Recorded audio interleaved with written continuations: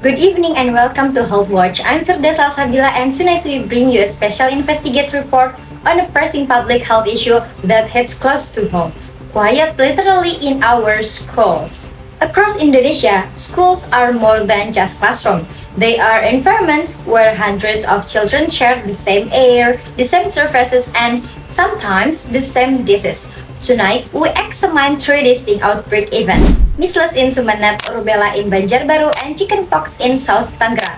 Three different diseases, three different schools, but one shared lesson about how surveillance, response, and community trust can determine whether an outbreak is contained. Please stay with us.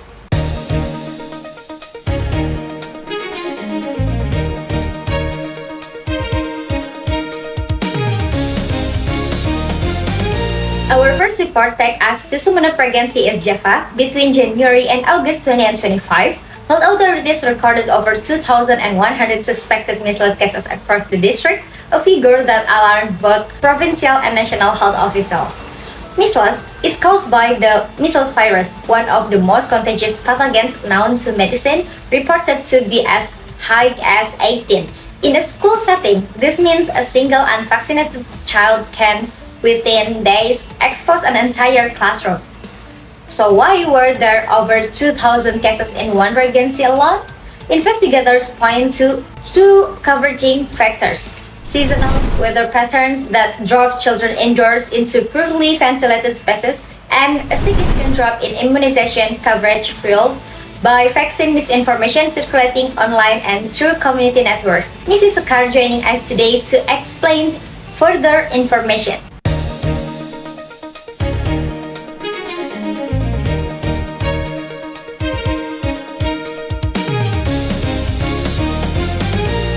Thank you for having me. The situation we encountered in Sumeneb was a convergence of what we call a susceptibility gap. When we conducted our school-based surveillance visits, we found that in some schools, as few as 60% of students had received both doses of the measles rubella vaccine. The herd immunity threshold for measles is approximately 95%. Once coverage drops below that, the virus finds its way through. And you mentioned surveillance. Walk us through what that process actually looks like on the ground. Well, school-based disease surveillance in our district involves routine syndromic monitoring. Teachers and school health personnel are trained to record and report students who present with fever, rash, cough, or conjunctivitis, the classic measles prodrome. Reports from the school level to the local puskesmas and then upward to the district health office. When we see case clustering, meaning multiple students from the same school presenting within a 40-day incubation window, we trigger a formal outbreak investigation. What were the initial outbreak response steps when Sumeneb crossed that threshold? Okay, so our epidemiology team conducted the line listing, recording each case by age, class, vaccination status, and date of onset. We identified the index case where possible, mapped the transmission chain, and immediately coordinate with school principals to initiate contact tracing among classmates and household members. We also launched a targeted outbreak response immunizations, what we call ORAI, focusing on unvaccinated or undervaccinated children in the affected schools. Concurrently, we work with community health workers to address misinformation directly. When we first had students that falling ill, honestly, we also feel confused. We had 2 and then 4 and then 8 students that absent within a week, all presenting with the high fever and the spots. So our school nurse flagged it and contact the primary health care. What happened next inside the school? Yeah, the health team came within 48 hours. They interview students, review our attendance records, and then asked which children that had vaccination cards. We realized then that our data was incomplete, so we did not have a central records of which students that had received vaccines. This was a gap that we had not fully appreciated before. So has that changed? Yes, after the outbreak, we work with the primary health care to establish a school immunization register, a registry where every enrolled student's vaccination history is recorded and updated each year. It is now part of our school health program or with the school health unit documentations. The summon of outbreak offered a stark reminder that measles, though vaccine preventable, remains a genuine threat wherever immunization coverage wanders. The intersections of misinformation, low vaccine uptake, and delayed school-level surveillance created the condition for over 2,000 cases in just 8 months. School-based surveillance systems, immunization registries, and rapid response protocols are not bureaucratic formalities, they are the front line of outbreak prevention.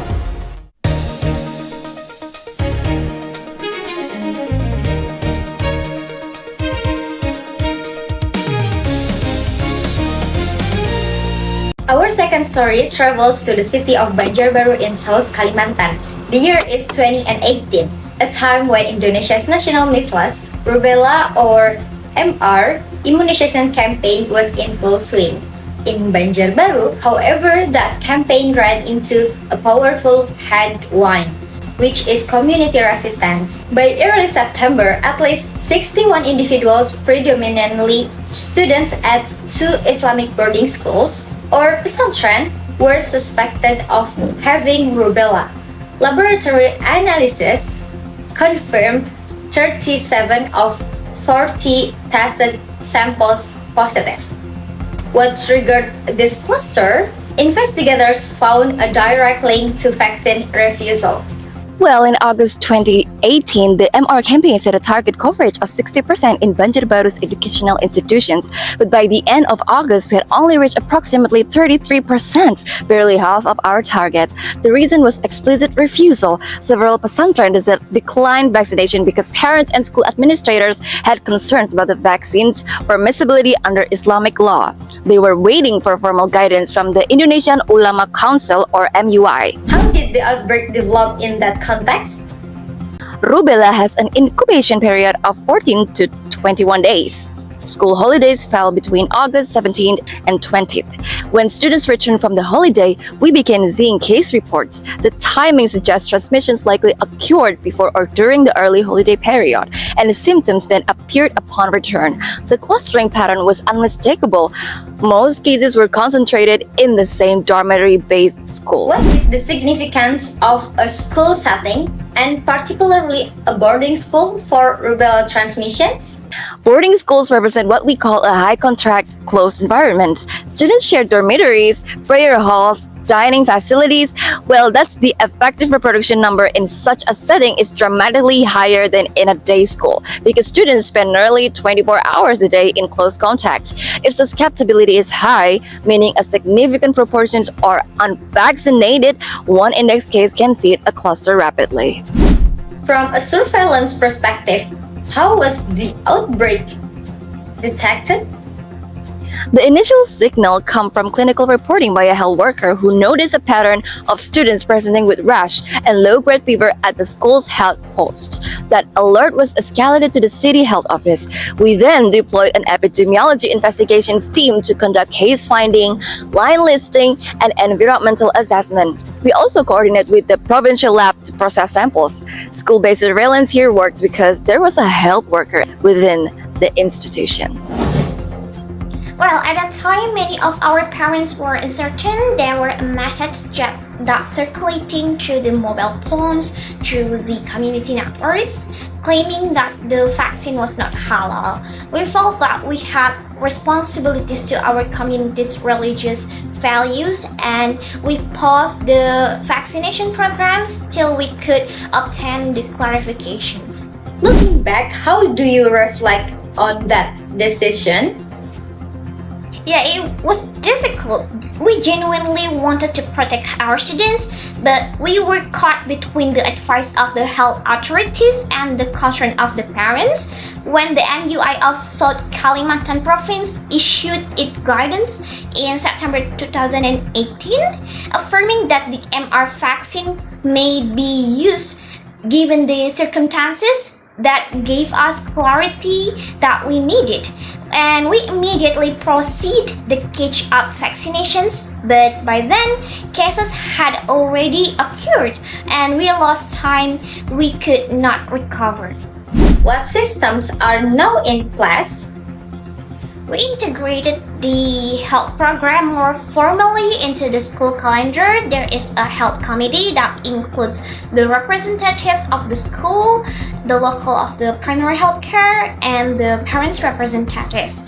When a health campaign is planned, we hold a dialogue sessions first with the religious leaders, health officers, and parents together so that the concerns are addressed before the hesitations becomes more refusals.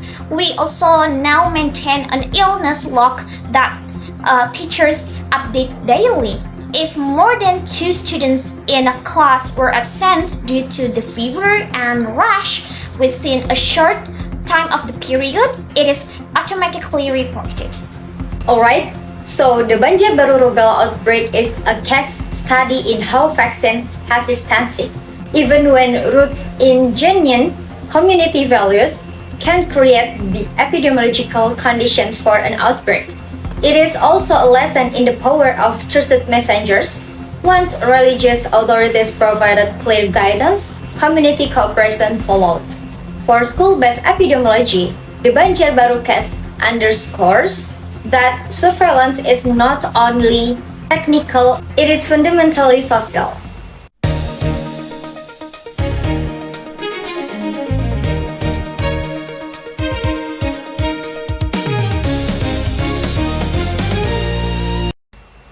Our final story comes from closer to the capital, SMPN 8 in the city of South Tangerang in Banten. 23 junior high school students were reported to have contracted chickenpox or varicella alongside a co-occurring cluster of mumps or gondongan, 2 diseases, 1 school and public health response that tested the institution's preparedness. Okay, varicella is caused by the varicella zoster virus. It is highly contagious through direct contact and airborne respiratory droplets.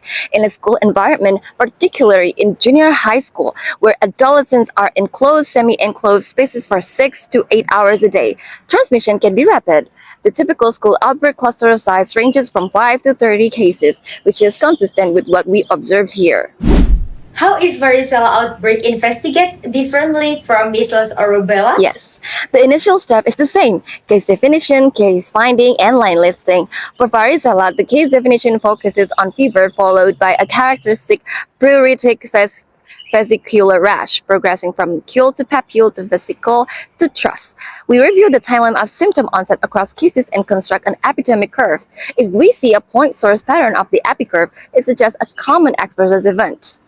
If we see a propagated pattern, cases appearing in waves, it confirms person-to-person transmission within the school. In the South Tangerang case, what did the epidemic curve suggest?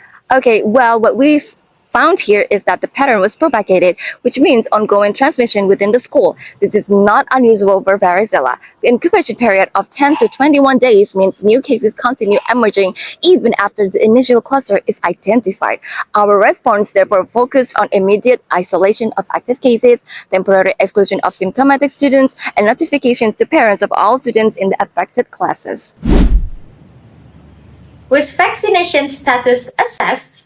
Yes, varicella vaccine is not currently in Indonesia's national immunization schedule as the routine program for all children, though it is available. Our assessment found that most affected students had not received the varicella vaccine. This is partly a resource and access issue and partly an awareness issue. Many parents do not know the vaccines exist or that it is recommended.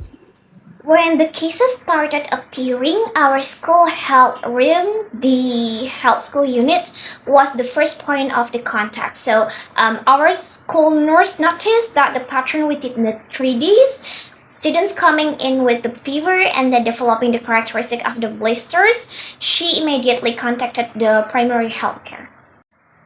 What was the school's operational response? We immediately isolated the symptomatic students from the classrooms, and also we sent the letters to home to all the parents of the students that infected in the classes, and we increases the frequency of classroom ventilations and disinfections. For students who were confirmed cases, we follow the health office guidance. They were excluded until all the lesions that have crushed over, which typically takes about 7 days from the appearance of the last time new blisters.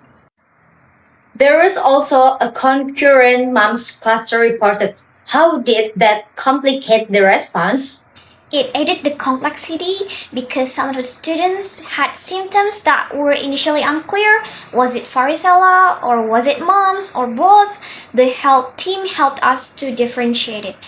For the mumps, they look for parotid gland swelling, which is distinct. We end up doing the parallel line listing for both the outbreaks. The lesson for us was the importance of having a health office as a genuine partner, not just called in at least last moment, but involved from the very first signal. The SMPN-8 case demonstrates the importance of school health infrastructure that specifically a functioning, staffed UKS as the first link in the surveillance chain. It also highlights a vaccine equity issue. Varicella is preventable, but the vaccine remains outside the national routine schedule, leaving many children unprotected. The concurrent mumps cluster serves as a reminder that schools are complex epidemiological environments where multiple pathogens can co-circulate simultaneously.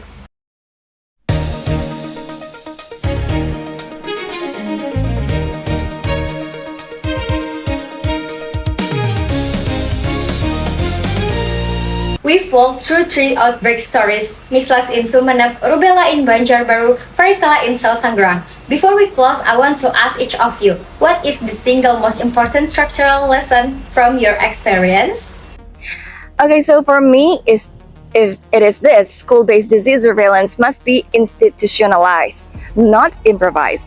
That means school have clear, written protocols for reporting illness. It means school nurses and UKS staff are trained in basic syndromic surveillance. It means there is a formal line of communications between school and the Puskesmas that is tested regularly, not just activated during a crisis. In all 3 of these outbreaks, the schools that responded fastest were the ones where that infrastructure already existed.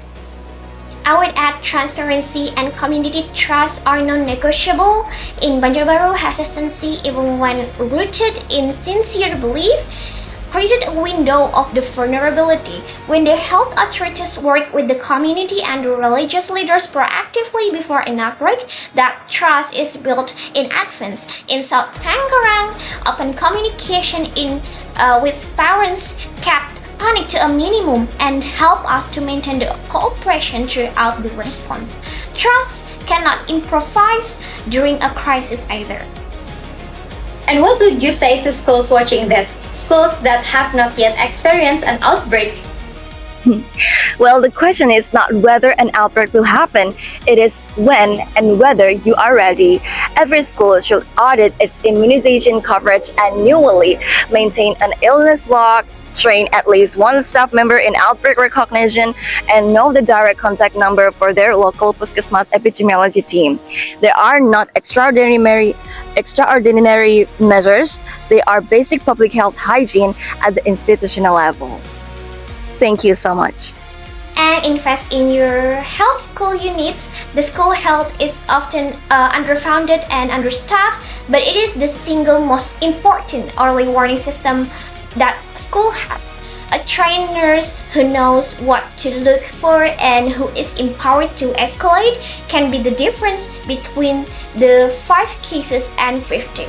Measles, Rubella, Varicella, 3 diseases, 3 schools, 3 outbreaks that were preventable. The tool access vaccines, surveillance protocols, rapid response systems, community engagement. What is required is the will to implement them consistently and the institutional memory to sustain them between crises. For Health Watch, I'm Firda Salsabila. This has been our special report on school-based disease outbreaks in Indonesia. Stay informed, stay protected, and good night.